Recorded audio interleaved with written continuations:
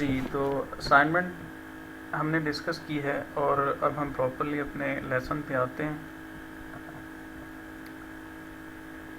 सो inheritance की कुछ मज़ीद एग्जांपल्स मैंने यहाँ पे ऐड की हैं। प्रीवियस लेसन में मेरे ख़्याल से जो है वो एग्जांपल्स कुछ कम थी।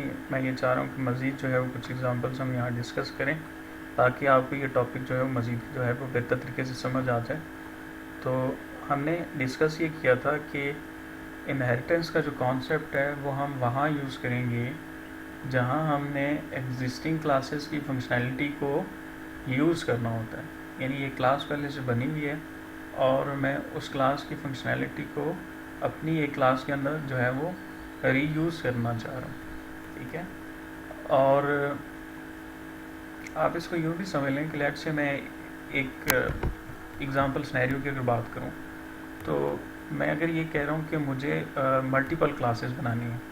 ठीक है, एक क्लास मैंने बनानी है जिसमें मैंने स्टूडेंट की इंफॉर्मेशन सेव करनी है और जो इंफॉर्मेशन मैं सेव करना चाह रहा हूँ वो उसका नाम होगा और उसकी एज होगी।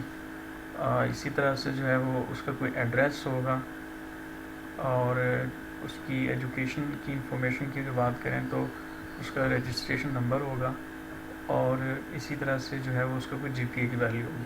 ठीक है, ये मैं एक क्लास बनाना चाह रहा हूँ। और इसी तरह से अगर मैं दूसरी क्लास, एक और मेरी रिक्वायरमेंट है कि मैं ये कह रहा हूँ कि टीचर की क्लास बनानी है जिसमें टीचर का नाम होगा, उसके एड्रेस की वैल्यू होगी, उसकी एज वैल्यू होगी और इसी तरह से जो है वो उसका कोई डिपार्टमेंट होगा, उसकी एजुकेशन जो है उसकी इंफॉर्मेशन होगी।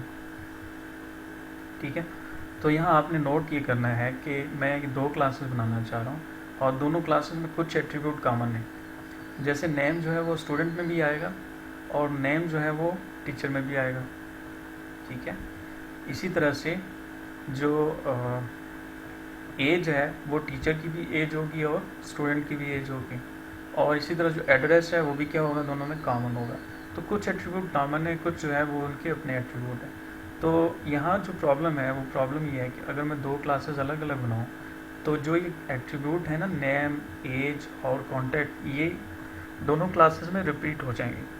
तो प्रोग्रामिंग लैंग्वेज में हमने जो है वो रिपीटिशन से बचना होता है। रीयूज़ के कॉन्सेप्ट को हमने क्या करना होता है, यूज़ करना होता है।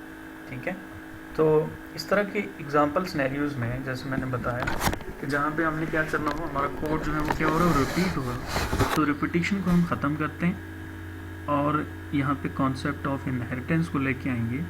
जो रिपीटेड कोड होगा, जो हमारा रिपीटेड कोड होगा वो हम क्या करेंगे, एक पेरेंट क्लास बना लेंगे और बाकी क्लासेस से हम उसको क्या कर लेंगे, बाकी क्लासेस को उस क्लास से हम इनहेरिट करते हुए उन एट्रीब्यूट को अपनी क्लास में हम ऐड करेंगे। ठीक है, तो बेसिकली हम इनहेरिटेंस जो है वो रीयूजिबिलिटी के कॉन्सेप्ट की बात करते हैं और हम जो है वो कोशिश ये करते हैं कि हम कोड को रीयूज़ करें, ना कि हम कोड को क्या करें, रीराइट करें। ठीक, तो आई होप कि ये आपको बात समझ आ गई होगी कि हम इनहेरिटेंस जो है वो क्यों करते हैं। तो अभी हम नेक्स्ट क्लिप में जो है वो एग्जाम्पल की बात करते हैं।